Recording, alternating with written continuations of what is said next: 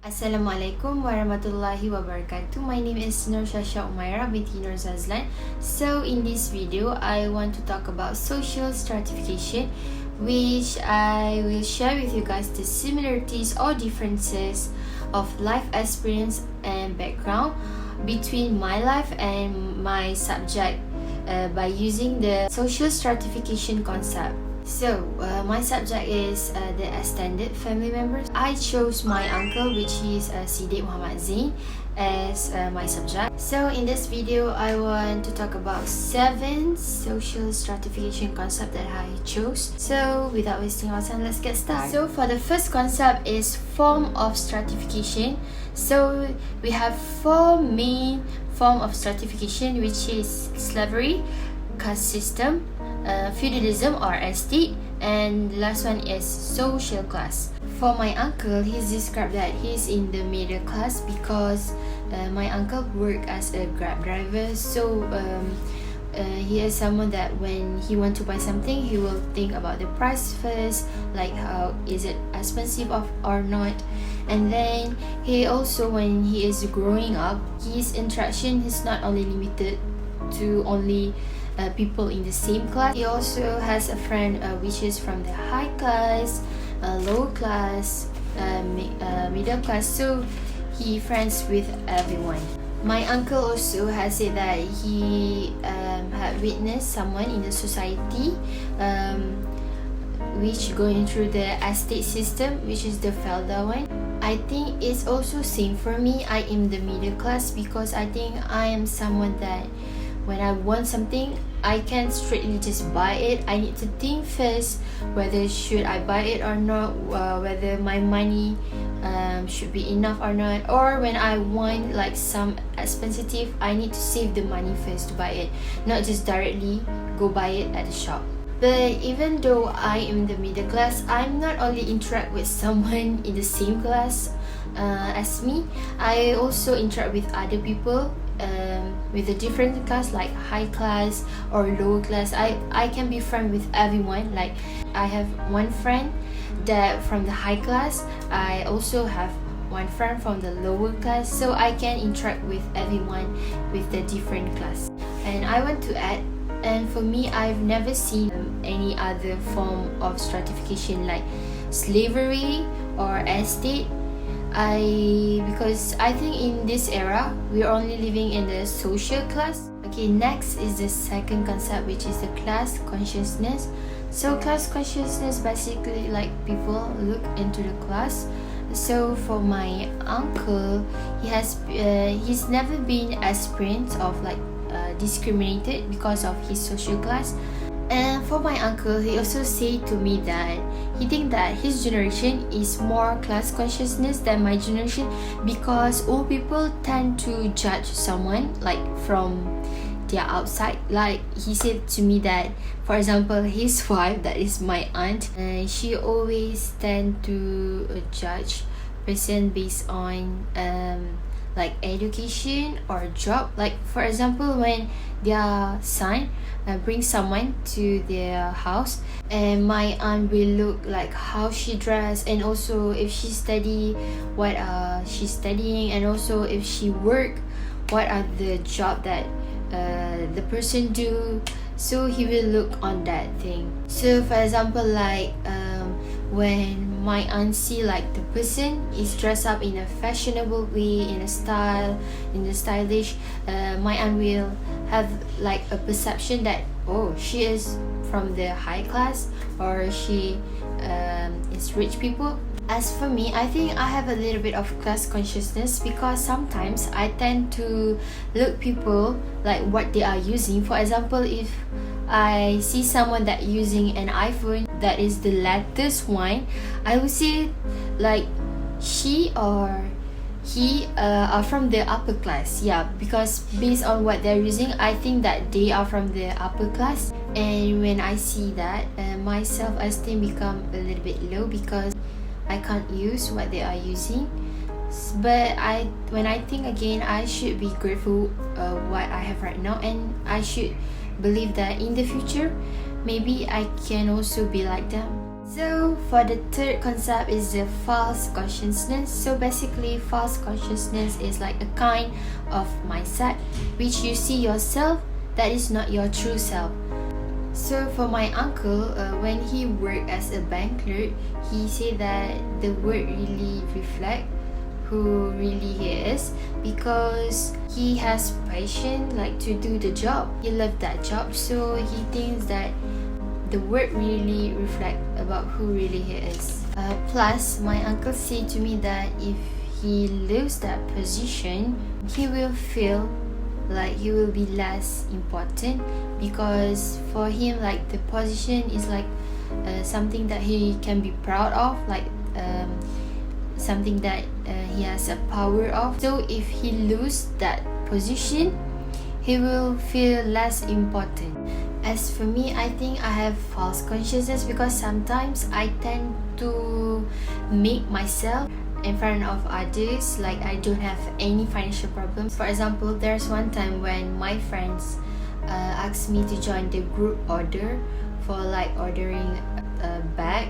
So that time I answered to them that I cannot buy that because I already have like too much bag to wear, but actually I don't have any money at that time and I really want to save my money because I don't want them to look me like someone who really face any problem. So that's why I tell them other reason. So next is the ascribed status, which is a social position assigned to a person by society without regard for the person's unique talents or characteristics. For my uncle, he said that the title of Bumi Putra, it's really contributed to his achievement, because for him the title of Bumi Putra is really helpful. So when you have that title of the Bumi Putra, your chance to get a job is really high, my uncle say. And for him, like the Bumi Putra title is very special because when we want to work, condition like for us to work is we need to have that title of Bumi Putra first, and then you can work there. So my uncle said that he has one friend that is born with a silver spoon. Like for his friend, for example, like when his friend want to make a business, his parents just can give the modal to him easily like that. So his friends doesn't have to work that hard to be a successful individual. So my uncle tell me that he has one friend that worked at the M Bank, and his friend is really easy to get work at that place because his friend has one cable. That's why his friend like really easy to get work at the M Bank. I said before that my uncle is a bank clerk before this. Actually, his friend also helped my uncle to get the job at the M Bank because his friend has one cable at the M Bank. And for me, I'm not someone who is born with a silver spoon or someone that my family has a social position in one of a particular company. But I have that one friend, when she applied to the MRSM, she really doesn't worry about her application because her father has a cable inside Mara to help her to get into the MRSM easily. Next is the achieved status, which is a social position that a person attains largely through his or her own efforts. As for my uncle, he considered himself as self-made individual because he said that when he wants something, he really need to work on his effort. He needs to struggle to achieve that goal. But my uncle said that he gladly that he never received any unfair advantage in his career. Also, my uncle said that for him to work as a bank clerk is really not easy just like that. He also need his SPM approval. He really glad that he has his SPM approval that suitable for the position.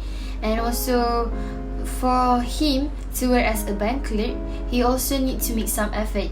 He does not just easily get that job.